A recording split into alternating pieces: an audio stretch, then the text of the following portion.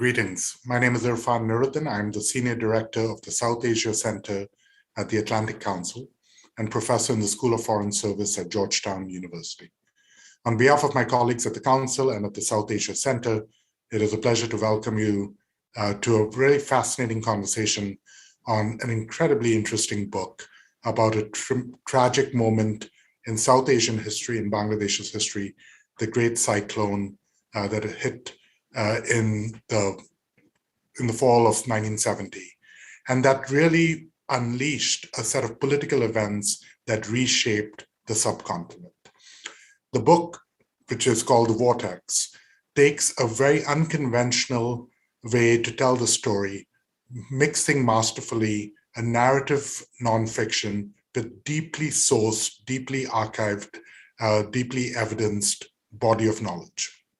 To guide us in this conversation, I've asked my colleague and friend, Dr. Ali Riaz, distinguished professor in the Department of Politics and Government at Illinois State University, and also currently in the middle of a 4-year term as president of the American Institute of Bangladesh Studies, to moderate this conversation with the authors, Mr. Scott Carney and Dr. Jason Mclean. The focus on Bangladesh is deliberate for the South Asia Center. Too often conversations about South Asia are dominated by a focus simply on India and Pakistan. And yet Bangladesh, both in terms of its economy, its population, and its geopolitical importance, deserves attention unto itself. And this book provides a lens by which to understand the development and birth of independent Bangladesh. To guide us in that conversation, I hand this over now to Dr. Ali Riaz. Thank you, Irfan. Thank you. We have, as Irfan has mentioned, we have looking forward to a very exciting conversation with two authors. Today we have two authors with us, Scott Carney and Jason Mclean, to discuss about their book, The Vortex, A True Story of History's Deadliest Storm, An Unspeakable War and Liberation. Before I introduce the book and just a few housekeeping things, first of all, please note that this event is being streamed and being recorded. After the brief presentations of the authors, there will be a Q&A. Please post your brief questions in the Q&A option. And my colleague, Capucine Cornett, is going to collect them and provide me to pose to the authors. The Vortex is a fascinating book. It's a book about a deadly storm that struck the southern coast of what is now known as Bangladesh. At that point, it was part of Pakistan, eastern wing of Pakistan. On November 10, 1970, a tidal wave cost lives of 500,000 people, at least. It is considered as one of the deadliest natural disasters in the history of mankind. The death and destruction notwithstanding, this tidal wave changed the political landscape of two nations, Pakistan to begin with, and then to the independence of the newest South Asian country called Bangladesh. The storm and the sheer negligence of the military rulers, particularly the President of Pakistan, General Yahya Khan, after the storm laid bare the treatment of the ethnic Bengalis who were in then East Pakistan by the Pakistani state, its elites, the military. It just added a fuel to the fire of brewing ethnic nationalism that got boosted and ahead of a national election which held in December 1970, which started to unfold a series of events that led to the independence of Bangladesh. Scott Carney and Jason Mclean looks at this impact and locate them within the broader perspective, not only the storm, while it deals with this epoch-making event and subsequent developments, particularly the political developments that led to the independence of Bangladesh. This is a narrative nonfiction based on hundreds of interviews and scores of documents they've consulted. We look forward to their conversation, how they decided about the book. First, Scott Carney is an investigative journalist with a long career in media and recipient of several international awards for his reporting. Kearney is also an acclaimed author of several books, including the New York Times bestseller, What Does Not Kill Us. Jason Mclean is an academic whose research includes interactions of international conflict and natural resources. A graduate of London School of Economics and Political Science, he is currently a senior researcher at Center for Development and Environment at the University of Oslo. Mr. Kearney, welcome to our program. Thank you so much for having us. This is a real honor to be able to speak with such esteemed scholars. Mr. Mclean, welcome to the program. He's muted. Yep. Likewise. Thank you so much for having us, and I'll get this technology fixed one of these days. It's always a challenge. Tell me. But now, let me start with Scott. Scott, let me say that. Tell us about the book, what it is all about. So, I think you introduced it very nicely. In 1970, the deadliest storm in human history smashed into what was then the coast of East Pakistan. While, for those of you who aren't familiar with the sort of geography at that time, in 1947, India was split by the British into two different states. India, which is in the middle, and Pakistan is a divided country on the west side, which is where the Pakistan we know now, and then East Pakistan, which is what is now the country of Bangladesh.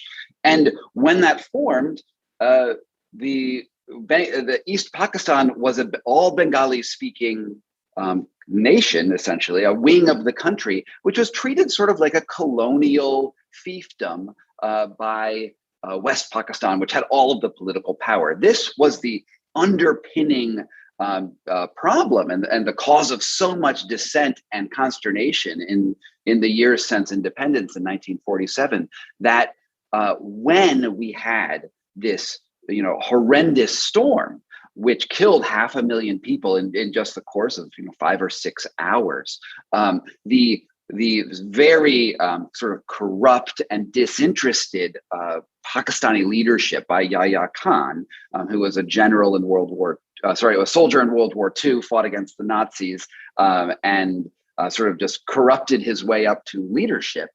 He didn't really care at the time when 500,000 of his citizens died, and he used it as a political tool. He saw, perhaps in the most cynical view of him, he saw that as 500,000 Bengalis dead was 500,000 fewer votes he had to contend with in the upcoming election, which was just 2 weeks away. And as what we talk about in this book as a sort of a central idea is that storms don't just land on landscapes. They don't just ruin people's lives and kill livestock and farmland. They actually land in the center of political systems, and they destabilized and catalyzed underlying dissent in East Pakistan to mobilize one of the most amazing electoral flips in human history. It was about the equivalent, if you're an American, of watching the Democrats get 90% of the vote in an upcoming election while the Republicans are in office. It was a monumental change because all of the Bengalis more or less voted as a bloc for the Awami League, which was the Bengali Nationalist Party. And unfortunately, the president, who didn't really care much about the Bengali people, was not okay with these electoral results. He gaslit the leadership, Sheikh Rahman and Sheikh Mujib, and then when it came time to actually transfer over power, instead of doing the democratic thing, he started a genocide, which is one of the worst genocides in history, where over the course of a year, he killed 3 million Bengalis, and in order to retain political power. And this set off a series of Cold War exchanges because Pakistan was an American ally. And Nixon was a very, very good friend of Yahya Khan. And for various geopolitical reasons, which I'm sure we're going to go into in this discussion, Yahya Khan was helping Nixon open up relations with China, which was one of Nixon's most important diplomatic feats.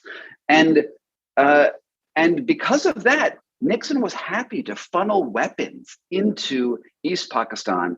And when Yahya Khan was killing 3 million Bengalis. They were dying from American bullets, American artillery shells, American aircraft were used in this terrible genocide, which the Americans covered up. We were the bad guys in that history.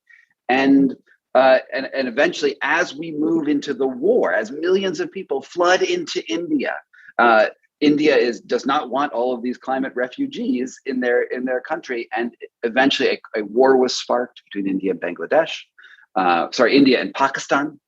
They funded the freedom fighters, and as this is happening, the Soviet Union, which is an Indian ally more or less, gets involved, and Nixon sends in the American Navy into the Bay of Bengal. And we get to a point where there's a nuclear standoff between two nuclear armed navies that came very, very close to a hot war, where even Dr. Kissinger, the Secretary of War at the time under Nixon, was saying we should just start lobbing nukes. This could be ground zero. And the only reason this didn't happen was because the Bengali freedom fighters and the Indian army managed to take Dhaka.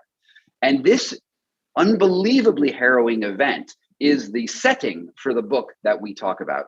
And we really, really want to be able to show the world that Bangladesh is not just we often look at Bangladesh as sort of a victim country, a country that doesn't really matter, a country that just is affected by storms and has corrupt leadership. And we have to say all of these terrible things about Bangladesh as like sort of a basket case.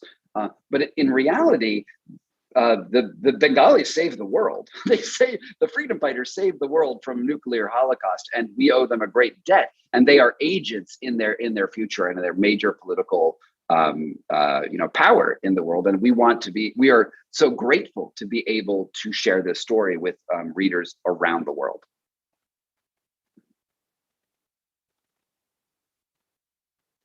Thank you, Scott. Let mention about the geopolitics. Definitely we'll come back to that. But in the meantime, let me ask Jason Mclean, let me turn to you. You are an academic. Usually they tend to view the events from the vantage point where passion seems to be sort of alien thing. But your book is not. What prompted you, both of you, particularly you, to write this book? Yeah, that's a great question, and it's something that, of course, we as academics struggle with, and sometimes train ourselves out of, is to take out any emotion in what we write, because there's an assumption that if we bring in emotion, then maybe we're not as serious, and it's something that definitely was in the back of my mind as we wrote it. But yeah, so Scott and I are great friends. We've been friends ever since we first started in graduate school. Maybe 15, 20 years ago at the University of Wisconsin-Madison. So Scott went off on a path of being a journalist. I went off on a path of being an academic, but we both had been going in and out and living in and out of South Asia for quite a long time. So one of the things that we always like to do is every year or two write a piece together that merged my academic scholarly background and his journalistic abilities. So the real starting point for this book, for us at least, was about 11 years ago when we did a piece for Foreign Policy magazine on Falani Khatun, who was the girl who represented so much more than herself when she was shot and killed by Indian border security forces on the border between India and Bangladesh.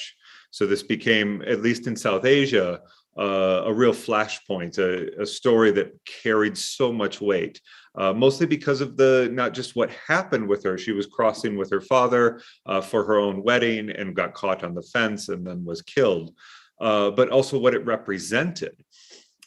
So for Scott and I, we went through this, we wrote this story, and we saw the suffering that people living on both sides of the border actually felt because of this wall. And we started to ask ourselves, okay, so why does this wall exist in the first place? Why is India building a wall around a country that it had long considered its ally?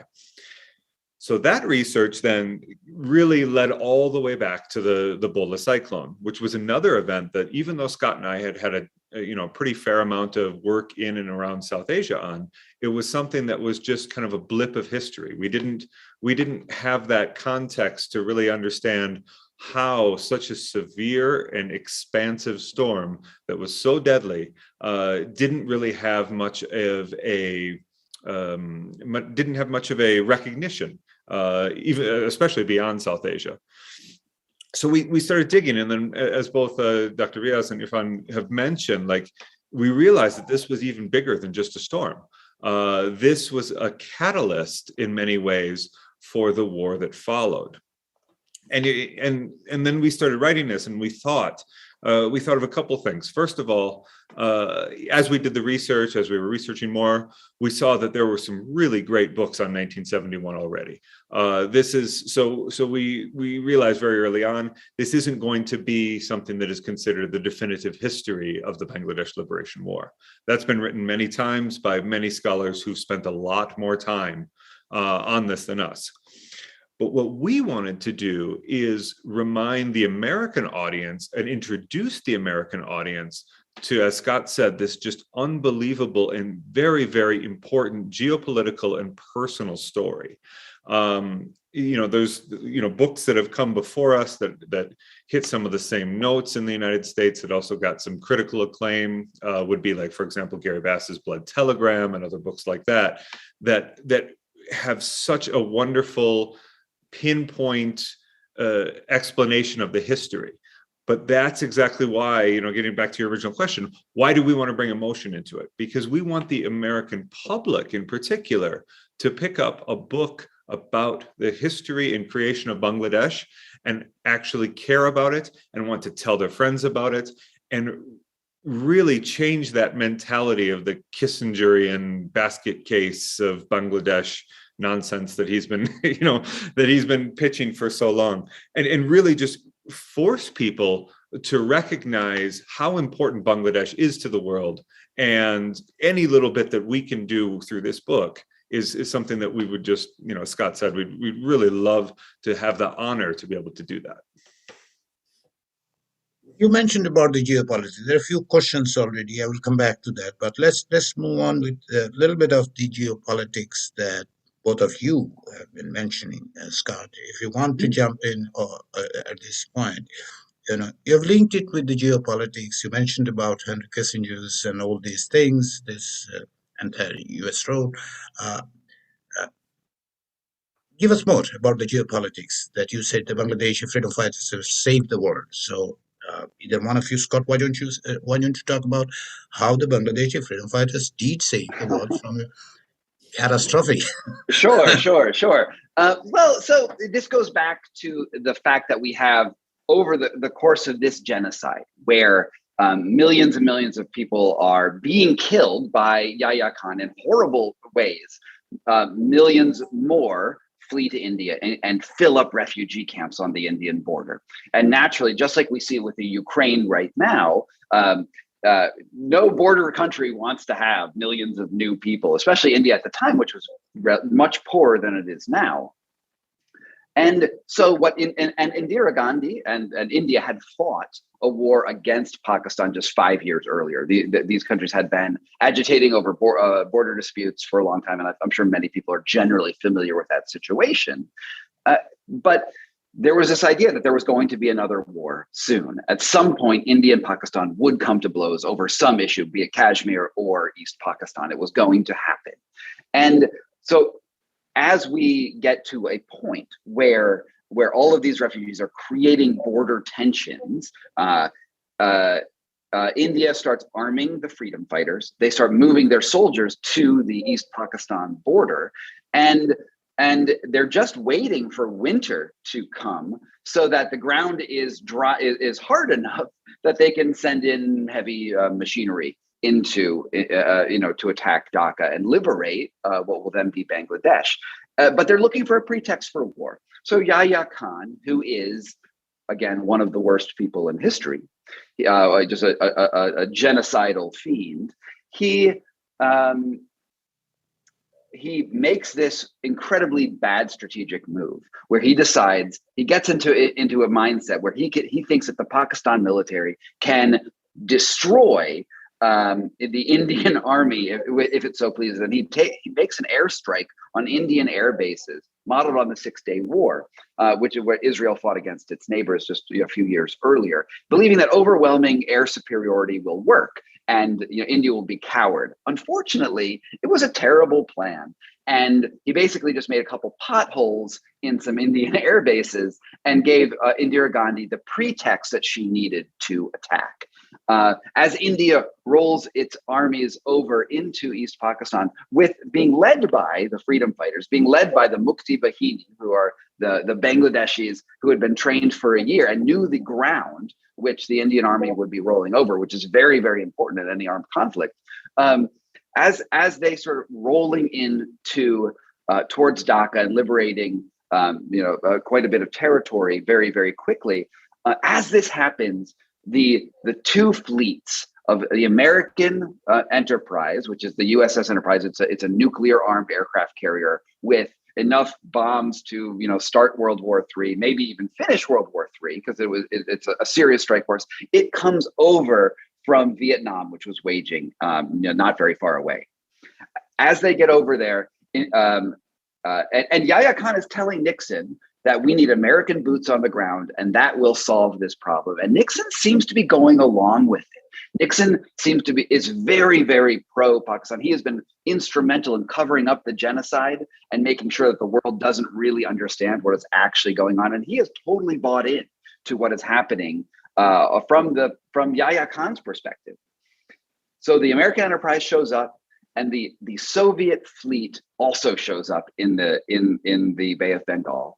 And there is the Soviet leadership and the American leadership both have this feeling that World War III is coming. This is the height of the Cold War, and we're aware that at any point something could trigger this, and everyone starts throwing nuclear weapons, and it's just going to happen. There is an arbitrary red line put in the middle of the Bay of Bengal, right, where the Soviets have orders to vaporize the USS Enterprise if the Enterprise crosses over this arbitrary red line. And then the Soviet commander, Rear Admiral Kruglyakov, does what is a very strategically dumb move. He says, okay, the submarines which are underwater and cannot receive communication from anywhere else from any Soviet command fleet have to to carry out their mission if the Enterprise moves to a certain location. But he has issued an order for them to surface in front of the USS Enterprise, which does not know about this red line. And they actually surface in a line of 3 submarines in front of the Enterprise. This is Hunt for Red October stuff. This is Cold War horror show. And strategically, that's a very bad move, because if you're in a submarine, you want to attack with surprise. When you're on the surface, you're incredibly vulnerable to attack. But Kruglev had to send a message that's saying, look, please stop. And so we have this standoff, sort of a Wild West standoff, where the US fleet commander can visually see these 3 submarines in front of him, and he stops moving forward across this red line. And here we have this tension where then the message goes back to Nixon and says, well, what do we do? Do we start firing? Because honestly, in the Cold War logic, vaporizing a naval target is a measured response instead of vaporizing a city. So you have this idea of small ratcheting up, and they could just attack these submarines, and maybe that would be enough to stop whatever escalation happens forward. The only reason this doesn't happen, the only reason that you, viewer, are alive right now, and I am alive right now, is because during this standoff, the Indian Army and the Mukti Bahini make it into Dhaka, and Dhaka surrenders to those freedom fighters. And if that didn't happen, if we didn't have that military force actually making that progress at that time, and this gunfight in the Bay of Bengal had ratcheted forward maybe a few more hours, we nearly could have gone to a hot war. And this is an event that we do not talk about in the world, because what was happening in Vietnam historically has overshadowed what was front page news in 1972 when this occurred. But we absolutely owe all of our lives to the people who strategically and tactically actually took Dhaka that day. Thank you. Those of our audience and the viewers, let me tell you, these are the fascinating details that you would find in the book Vortex, and details of how Nixon actually behaved and those American administration as well as others. There are a few questions. Let me get to a few of them. First example, Kearney, one of the question is, let me read it. Does the 1970 cyclone suggest that half a century ago storms were just as severe, but perhaps not as widely reported as the hysteria that seems to follow and exaggerate every weather event today? Has it been exaggerated? Do you think it has been exaggerated?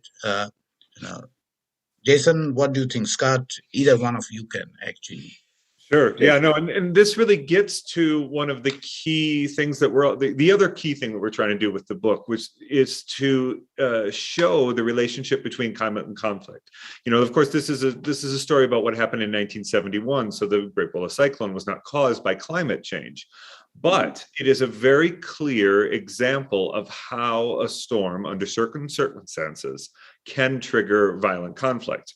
And this is part of some really interesting research that's been done over the last 5 or 10 years in this space, which really talks about climate being this trigger, climate change being this trigger, but it's more often in places that have, for example, low socioeconomic development, low state capabilities, political exclusion of ethnic groups. As Scott mentioned, like when these storms hit these places, if there are already ones that are very fragile or have a very difficult societal relationship, that's where our biggest concerns are.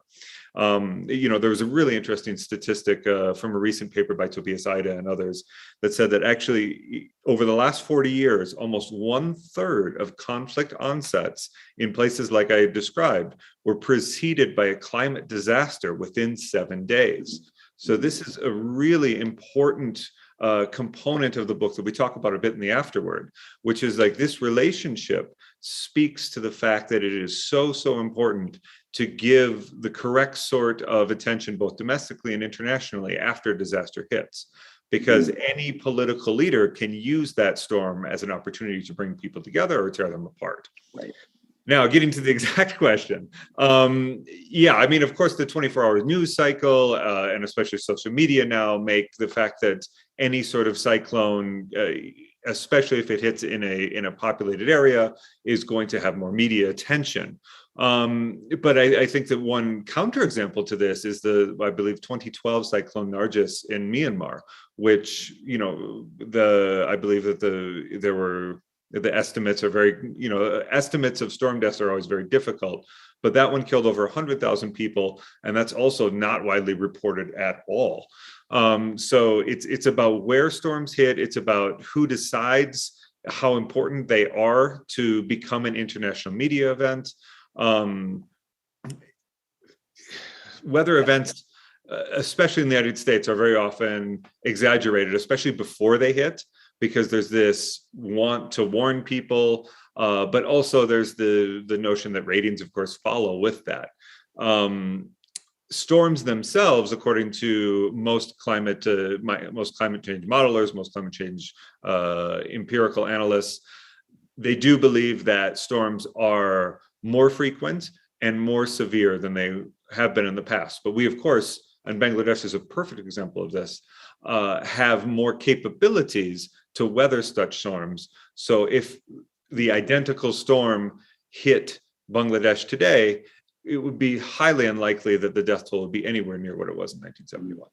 And I think we also need to make the point here that the Bola cyclone itself, that particular storm, was not caused by climate change. There's no way to make a causal relationship between one single storm and this sort of macro event of climate change. However, what the allegory that we're making in this book is that that in the future, as the world heats up, we will have more and more frequent storms, and every one of those storms is a roll of the dice, and you're just going to be rolling the dice more and more frequently. So what happened in 1970 in East Pakistan is we will see things like this happen in the future, and we don't know where it will happen. We don't know. It may not even be a storm, right? We could also see pressures coming from salinization or wildfires or other sort of climate impacts that then catalyze underlying political problems that exist really all over the world. Sure, Scott. That is the point. One of the questions that I have in front of me, that the way you have linked this to the victory of Awami League in 1970, because your book is about the politics, but despite the fact that we cannot avoid the issue of the climate change and others, and particularly the storm, which started to a certain extent, at least contributed to my understanding, and I agree with Jason that possibly, in my understanding, it has been underreported, so to speak, rather than being exaggerated. But this book is about the politics of it, right? And one of the questions that I had, one of the audiences asked, how would you actually, relate them and put it, just connect them with the Awami League's victory in 1970? That means basically it's not about the victory itself. How do you relate it with the subsequent political events? Where do you see? So I think I see the question here, which is how do we say that the storm created the electoral change? Is that more or less what the question? That is basically, and I'm just putting it in a larger context, not only the election, but also the subsequent political event, because that is what you have spoken about. That is the book that, and it's as I said, it's a fascinating book. It's a narrative nonfiction, but it gives us the context of the politics at that time, from Washington to Dhaka to New Delhi to what happened all around. So please. Yeah. So the thing is that. And I had this question last night as I was giving a talk over in Washington, at Kramer's Books in Washington, D.C., where someone said, well, would have the election gone over to the Awami League and gotten freedom at some point, or maybe not that election, but maybe it would have happened 5 or 6 years later, and maybe Bangladesh would have come into existence in some other way. And the only thing I can say to that is perhaps that's true. Maybe if history unfolded in a different way, and indeed, maybe if the storm had never happened, there would have been a smoother political process, right? Because the underpinnings that Bengalis were being taken advantage of by the colonial power of Pakistan, who were taking out funds, asserting political and police, using force in ways that they shouldn't be in a democratic country. Those underlying conflicts were all present.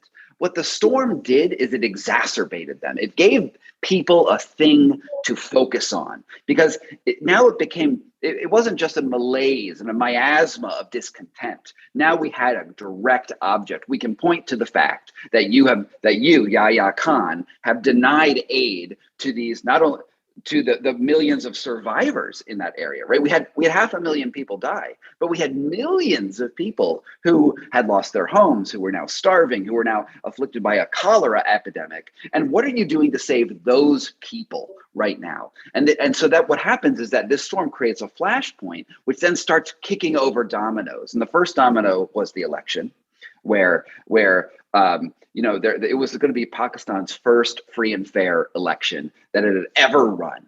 And they had actually put the infrastructure in place to be like, we're going to do this democratically correct. This was West Pakistan organizing the election. And they were just so overconfident that the Bengalis would be fighting each other in the polls, so that there would be, I forget the exact number of Bengali political parties, but there was a plethora of them, and they all sort of wanted slightly different things. And what the storm did is it unified everyone behind the Awami League. So instead of like 40 small parties, or however many there were, you had one truly unified Bengali party. And that changed absolutely everything. So the storm actually becomes this great magnifier and clarifier for people to know what is actually happening. And once that election goes, then that kicks over the next domino, which is the ignoring of the electoral results by this corrupt government, which then, in order to stay in power, they need to start killing people. And you start seeing how these things magnify before this regional problem becomes a geographic problem, becomes a regional problem, becomes a political problem, becomes an international problem, becomes a global problem. And a place where most Americans honestly could not find on a map. And if I say East Pakistan now, no one has heard of East Pakistan in America. I mean, very few people have. And a lot of people can't even find Bangladesh or even India on a map these days. And what happens is that these parts of the world that people ignore suddenly become pivotal in the geopolitical situation around the world.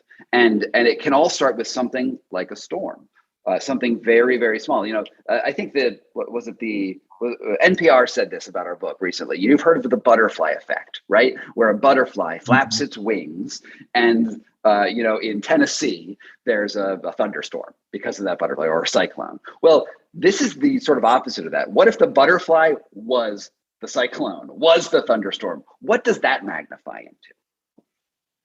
Sure. I mean, and if I've read it correctly, first you settled the scene. I mean, I'm talking of the book where you talked about the extent of the magnitude of this storm.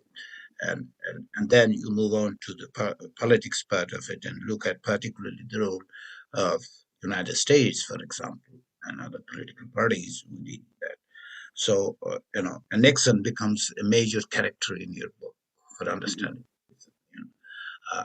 So linking this to, you know, events, in gathering those details in the first part of the Ebola, you know, cyclone, how much difficult it was, you know, because I see the painstaking details of those, and some of those, of course, are very to that extent that it details every individual characters. Let's speak about a few of the characters that you have relied on, you know, on your book, in reconstructing the entire Vola cycle. How do you know? What are the characters that we should actually be following? You know? Sure, and this is such a great question, because it also gets to what you talked about in the beginning. Is you know as like from my perspective as an academic, what was it like to write this sort of book as opposed to a traditional book? And for me, you know, by far the hardest part was, you know, as we worked in, and you know, Scott can contest to this. I would of course overwrite. I want to bring in everyone into the book. I want to talk about, you know, we for those of us who know about this, like that 1960s to 1970 period of the creation of you know, Bengali nationalist politics, the role of Bashani, the role of all of these other essential people.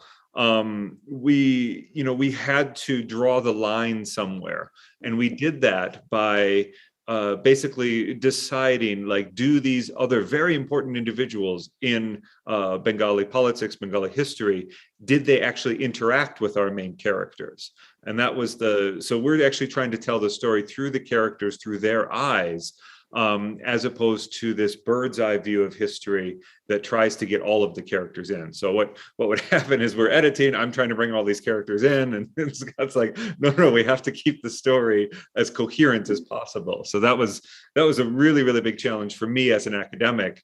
But one thing I would say for those who do read the book and want to know more about those sorts of that time period, those sorts of political issues, we have a number of books that we have in the bibliography, of course, in the citations. Dr. Riaz, you've of course written many on this as well. So there is, like, that material is there, but this is really about the characters, and that was, we did that first year or so of research to realize what we had. And then the next challenge became, okay, how do we find individuals that can help us tell this story in a coherent way? And that took another maybe year to 18 months, Scott, is that right?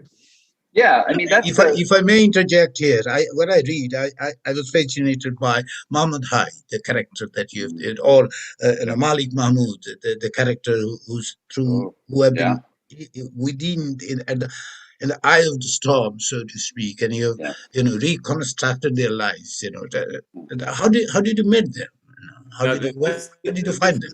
Probably one of the more interesting ones. So, we had probably spent a good 6 months. We have an unbelievable research assistant who's been working with us for 10 years, who's actually a human rights lawyer in Dhaka. So we were looking. what we really wanted to find was someone who had lived through the storm, an everyday person who then became a freedom fighter afterwards. So, we found many different people who maybe fit one or the other of the categories, and a lot of amazing stories that we actually weren't able to put into the book. So after about 6 months of searching, we decided to try something a little bit different. And we actually put an advertisement in the Daily Star, asking to hear stories of people, especially from places like Mampura and others, who had lived through the Bola cyclone. And then that advertisement, of course, brought 100, 150 different people replying. So the next step was to individually talk with each of these people, and even more importantly, triangulate their information to make sure that it's not just someone who's lonely wanting to tell a story, that what they're actually talking about actually happened. So this was one of the more labor-intensive and lengthy processes, was to find Muhammad Hai, to find Malik Mahmood, and every time that we had a chance to talk with them and their friends and other people, not only was the story staying the same over a period of a year and two that we talked with them, but it just became just so powerful and so rich. And you're just thinking, it's so important that he and his experiences are elevated to equal of that of a Richard Nixon or of a Yahya Khan, that like those stories are just as important in telling the Liberation War experience than spending all the time on the politicians. Let me get back. You talked about Yahya Khan, and again, this is a character you cannot escape while talking about 1971. And it is let me put it modestly, very colorful life, so to speak, which you have described and gathered. But some of these personal narratives that you have put out with respect to General Yahya Khan, and particularly the Pakistani military elites, the surrounding. Sure. What were the sources that helped you most, Scott or Jason, if you want to, but either one of us. Scott, how do you reconstruct those kind of things? Because there's always a lack of documents, so to speak, particularly the interaction between the generals and all sorts of things.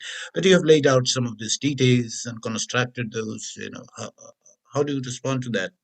Where can we find these? Where did you find those things?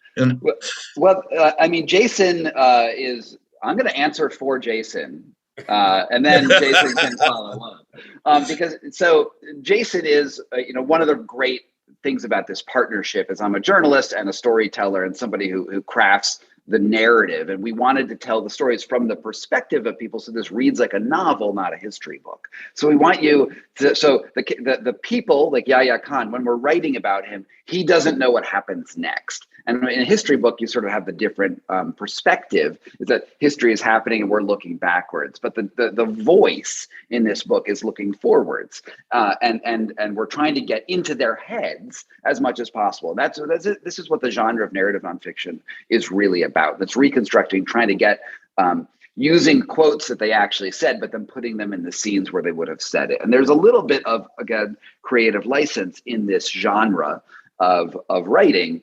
But we have to sort of cite and tell exactly how we came up with that. And with Yahya Khan, Jason read everything. Like a lot of these people after the war wrote biographies and basically memos saying why they were the good guys and these other guys were the bad guys. But by doing that, they actually all wrote the same stories, and they were all the bad guys. They were all drinking and whoring and going around and doing terrible things. So it's really nice as historians to see a lot of people pointing fingers at each other, because you actually get really interesting things. You can sort of like discard some of their own personal defenses when two other memoirs say, no, that guy did it, and that's what this guy did. And we find, and there are sources from India, there are sources from Pakistan. There is a human rights commission, a Hamdur Rahman commission, which effectively becomes Yahya's defense. He's trying to defend himself, but he's telling all of this dirt about the things that he participated in. So it's wonderfully rich history, right? And there's also so many great Bengali historians who've been writing about this as serious history for so long. And we were able to go and, frankly, steal a lot of their work. I mean, we cite it and we say, you did a great job, but we were able to take their amazing work and then use it in our book, just like every other historian does. And so we were able to draw on so much great academic research out there to recreate these scenes and tell it like, as a magazine journalist, tell it in that voice. Yes, please, Jason. Yeah, I'll just add to that very, very quickly. It's I think the conflicting memoirs is a really excellent example of, when things happen, especially if they're not written about for a long period of time. What we came across many places was conflicting sources. Some people said one thing happened, one people said another thing happened. Now, in our note on sources, we actually talk about an example of this that is so innocuous, but I think very illustrative, where Kissinger is being taken by I believe the Pakistani foreign minister to the airport for his big China trip. In each of their collective memoirs, written 2 or 3 years later, they were completely different on the type of car that they said that they took. One of them said that they were taking a red VW Bug. The other one said they were taking a blue Datsun. Now, this is a moment where you would imagine both of those two people had only the interest in knowing that this was going to be such a momentous event that they would remember it for the rest of their lives. Neither one of them had any reason to make up the type of car that they drove. Yet we have these two eyewitness sources that say completely different things. So this is just a very, like I said, a very innocuous example. So which one do we pick? If there isn't a third source, if there isn't someone to break the tie, what we often went back to was our discussions with people and the eyewitness sources that we felt were most true to that individual character. Because there were times where there's a lot of this Yahya Khan stuff. You're right. He's very colorful. He's the sort of villain who you feel guilty reading about because of the things that he does are just so outlandish. But it was about talking with people who knew him, who are still alive, and saying, like, do these sorts of stories fit what you knew about Yahya Khan as the man? And that helped us a lot make those decisions. But we fully recognize that there are debates, quite a few debates over many of the topics that we talk about in this book. And this is something that we did our very best in the book itself, in the notes, to recognize and say, look, there is a debate about this particular issue. We went with this particular source, and here is why. So we tried to be as transparent as possible about that, and yet recognize that for such a momentous thing where everyone, both during the event and after, is trying to change their legacy, and as Scott said, be the one good guy in the room full of bad guys, that required a lot of analysis on our part to try to get as close as we could to the truth on these issues. Sure. I mean, despite the fact that I've used the term colorful, let us not forget for a moment that he presided over the genocide. Precisely. His personal life notwithstanding, he should be held accountable for his role in presiding over a genocide. Having said that, and Scott, you have mentioned the book talks about the narrative nonfiction. You had a little bit of liberty, so to speak. And your book has received a rave review for understandable reason. I enjoyed reading it, and I'm sure the audience who hasn't read it, I encourage you to read it. But there are criticisms too, right? You must have seen those. Some criticisms suggest, or particularly some critics suggest, that you have taken too much liberty in terms of reconstructing those events. How do you respond to those? Well, I mean, they're allowed to have their opinions. Like, anyone can read this book and say you did a bad job. I don't mind. But the thing is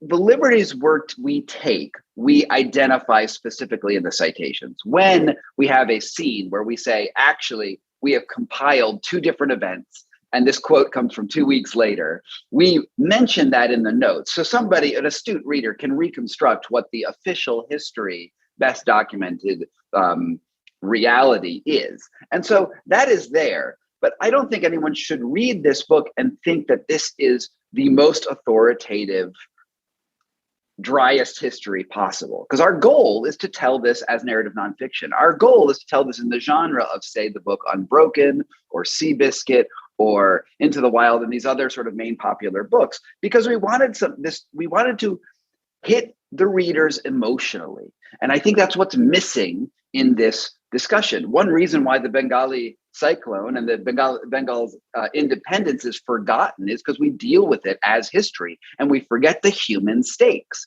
And when you tell a history which is dry and say 3 million people died, then that's a number, right? You know what? But if you actually show a person and the struggle they went through, now we can identify with it, and now we feel something that's important about that topic, about those people, and then we actually draw people in. And you know, this is of course a bit of a compromise, right? We are making a small compromise, and we are trying to be as responsible as we do that as possible. And I feel like there is only one error in the book, in the American edition, which I actually feel bad about, which is we misidentified the religion of the bodyguards of Bhutto, which was actually an error on our part. And we are issuing a correction in future editions because it's actually an error. But in all other terms, I feel like we did a great job citing it. And if people have issues, then they are absolutely welcome, but they should read the book and realize that they're reading narrative nonfiction as they do it. And they should not view it as the only historical account. This is not Encyclopedia Britannica. You are reading this book. You're reading the Vortex. So that's how I respond. Jason may have some other ideas. I don't know. Yeah, Please. and Scott was kind enough to you mention this error as if it was ours. It was 100% my error. I transposed from Yahya Khan's affidavit. I transposed the word Sindhi to Sikh as I was taking notes, and it was like those sorts of errors, like there are 2 or 3 of them in the book, as Scott mentioned, they're being corrected. Those are, of course, 100% on us. But I think what you're talking about is this notion of, and I can give a really good example here, because I think that personally, I've only seen one, partially critical review that came out in India that mentioned the Sikh Sindhi thing, but it also mentioned, for example, there's one scene we have where Yahya calls Bhutto a venomous toad, and it's and it's, we have him say it because he did say that, he did believe it, but it wasn't at that exact time, and we talk about this in the note itself. But and he was a venomous toad. Let's just be real. The point of bringing in that narrative nonfiction is, as Scott said, getting into the heads of the character and understanding their thoughts, their feelings, and their motivations. And being able to, even though he said it later, it was very clear that he thought that at that particular time, and he felt that at that particular time. And in the few places where we have this sort of dialogue, where we do our best to recreate something that's lost to time, because no one was as fabulous for historians as Nixon and recorded everything. So we just had to go by, this mix of memoirs and remembrances of how those sorts of events went. So that's where we kind of brought that in together. And again, we say this very clearly in every instance we do it, so the reader knows what is our attempt to recreate something as opposed to what's something that, has clear documented evidence. So then the question becomes, how does it help to do this? And that's where we really want to bring out the essence of the character. And that's why we did so many, for example, sensitivity reads. People like Gary Bass read it for the Nixon Kissinger parts. We had several different Bengalis read it for, trying to make sure that we got the essence of each character right and the essence of it right. And then we use that information, like the venomous toad quote, to really bring the reader into the moment to know exactly what these people were thinking as these events were happening. Yeah, I should mention that you have quite clearly written in your book that in some cases, events that has taken place over a few days that you had to compress, and maybe in one single event, in some cases, one single event might have been actually extrapolated into longer narratives. I must mention it to those who are in the audience that this has been clearly written in your book, and the reason that I brought up this question with respect to the reconstruction of this narrative nonfiction, because this has been an issue in some, not only in case of your book, this has been a matter of discussion. And with respect to this, I know, Jason and Scott, you are an investigative reporter, you are an academic, you have, humanizing this whole thing is an important element. I completely agree with you. But at the same time, if I am perhaps being the devil's advocate, why not write fiction? Would you consider writing a fiction now that you have so much at your hands? Well, let's go philosophical for a second. Let's just go out here for a moment and say, is all writing a perfect reflection of reality? Right? Even the word fiction versus nonfiction, it's not fiction and true stuff, right? It's not fiction and truth. It is the very concept of penning something, even if you are the most careful scientist in the world, always involves the subjective viewpoint of the author. And if we, as we write things, even an AP news report, which is just trying to be the facts, is certainly coming from the perspective of the reporter. The historian adds up their own layers of interpretation and their own political biases.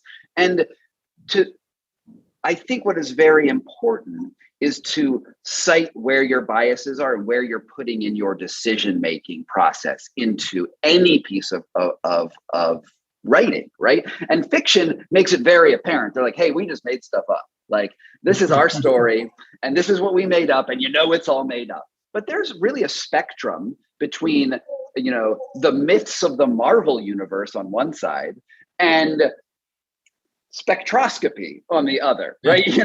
And as you go through this spectrum, there's various points you can come in, and there's like opinion pieces on the New York Times, which sort of involve facts, but also involve their positionality. We are on this spectrum, and I think it's important to acknowledge that everyone is on this spectrum, right? If I was a writer writing a history of China, but I was a Soviet scholar at that same time period, you would read my book and be like, well, he is a Soviet scholar, so maybe he has some bias at that time. And I think that you should read our book in the same way. We are two middle-aged white guys who are doing narrative nonfiction, and we will tell you what we're doing, but you can certainly look at us and say, but maybe they didn't get everything right. And that's fair. That's reality. And you are welcome to have that viewpoint, because we are limited in what we're doing. What we can do as authors is tell you what our thinking was. And I think that's where you can start getting fair critiques of what is actually going on, because I would never place myself above another scholar who has spent their entire career working on this topic or lived through it. Like, I am never going to go out there and say that we are better than another narrative that's out there. I am just saying we're adding a voice to this conversation.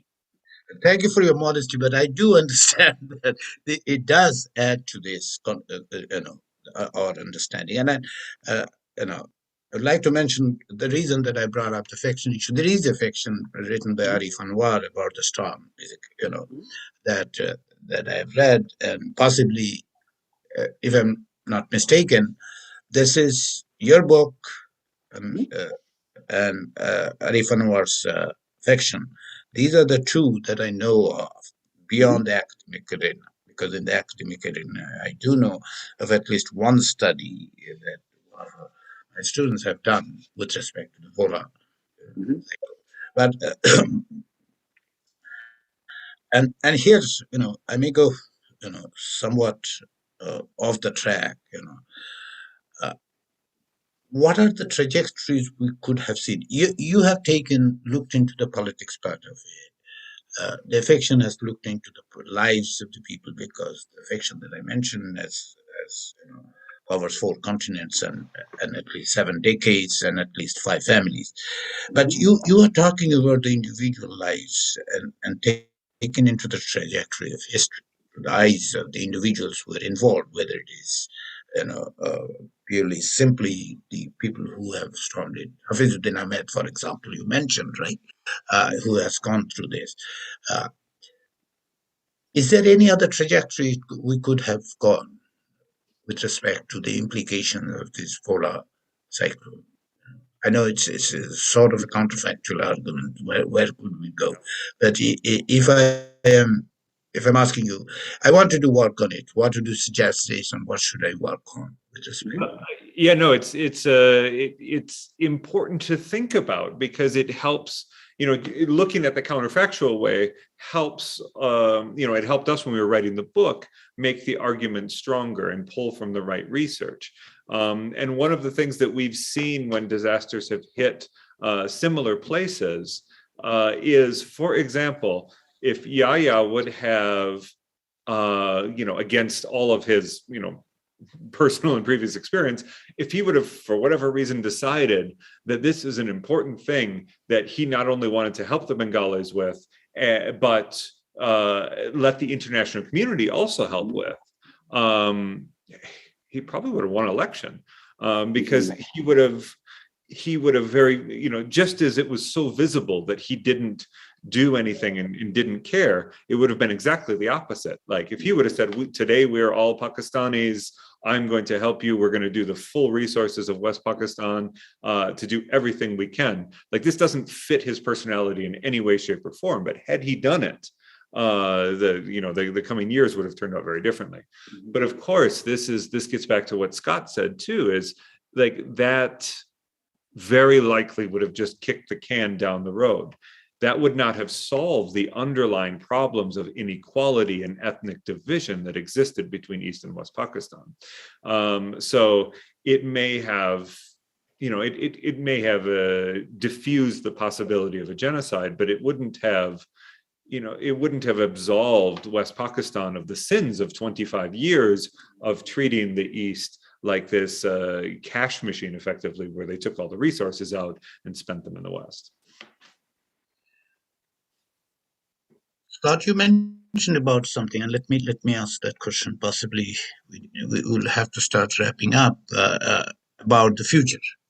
What are the lessons of this book, especially given that we are in a really bad situation with respect to climate change, right? Yeah. And this is what we might see more frequently. Perhaps we are seeing more frequently. Like Ebola might not have been as disastrous in terms of loss of life, and as you, Jason, mentioned, Bangladesh has become far better managing these disasters elsewhere too. Yes. So, is there a lesson that we can draw from here for all of us? Yeah, humans. It's really interesting. So one of the problems with the way we talk about climate change in the world right now is that it's this existential problem that's going to come and it's going to get us, and it has to do with too much carbon in the air, and there's no action that we can take that matters, right? Because like me personally, governments could do stuff, but I can't do anything. And I think that this causes a collective anxiety in the entire world, and it's totally understandable. But one of the things that I learned by watching this book come together and thinking about the Ebola cyclone is that when this change happens, when we start actually entering into a crisis, some of the actions become obvious. And I see that in the courage and the resilience of the people of Bangladesh when this occurs. Obviously there is an enormous tragedy. People died who did not need to. People were killed who did not need to be. But in these moments, we also have the chances for courage and resilience and heroism.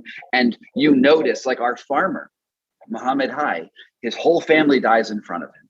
And the next day, he starts burying bodies because that's the thing you need to do. And then what you need to do is you need to start getting food to people right away because they are starving. And these problems become actually not unsolvable anymore. They become hard, and but they become necessary. And I think that what we're going to see with climate change is something similar, is that as it does cascade into our lives, the changes that we need to make will be adaptation, and we will be able to survive, and we will be resilient. And I think that is one of the big lessons here, is that it's not over, right? Climate change is not over. It is going to be bad, but we will survive, and we will do it because the actions will be apparent to us. And you know, it's funny, I was saying this the other day, there's this discussion of the Doomsday Glacier, right? The Thwaites Glacier, which will fall, and then sea levels will go up like 2 feet